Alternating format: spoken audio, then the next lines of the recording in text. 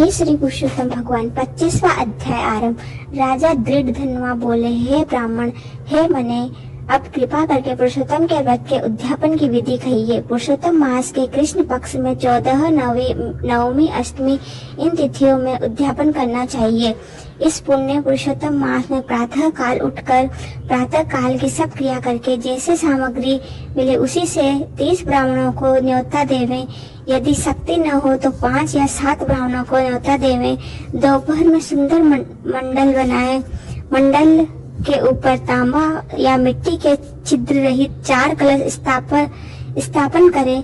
चारों दिशाओं में पुरुषोत्तम भगवान की प्रतिमा के लिए कलशों पर श्रेष्ठ नारियल धरें। उन चारों कलशों पर वासुदेव, प्रद्युम्न, उत्तम देव, अनिरुद्ध इन चारों की स्थापना करें। फिर वेद वेदांग के पारगामी वैष्णव आचार्य को बुला उस मंडल के बीच में जिसमें 4 ब्राह्मणों को जप के लिए वर्ण करे, उन ब्राह्मणों को अंगूठी आदि से युक्त 2 वस्त्र देवे। बड़े आनंद से वस्त्र आभूषणों से युक्त आचार्य को विभूषित करें। फिर देह की शुद्धि के लिए प्रायश्चित करें। फिर पूर्व कही हुई विधि से स्त्री सहित पूजा करें।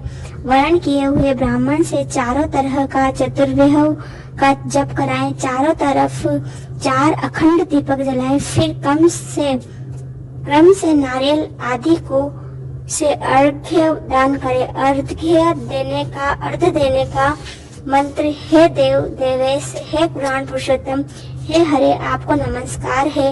राधा सहित मेरे अर्घ्य को ग्रहण करिए। नवीन मेघ के समान श्याम दोनों हाथों से मुरली लिए हुए पीताम्बर धारण किए हुए राधा सहित पुरुषोत्तम देव को मैं नमस्कार करता हूँ। फिर राधा सहित भगवान को साष्टांग नमस्कार करें।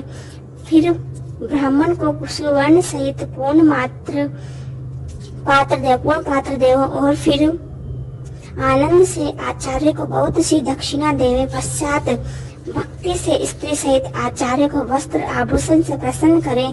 फिर ऋत्विजों को उत्तम दक्षिणा देवें। स्त्री पुरुष को पहनने योग्य वस्त्र शंकर पार्वती के नाम से देवें।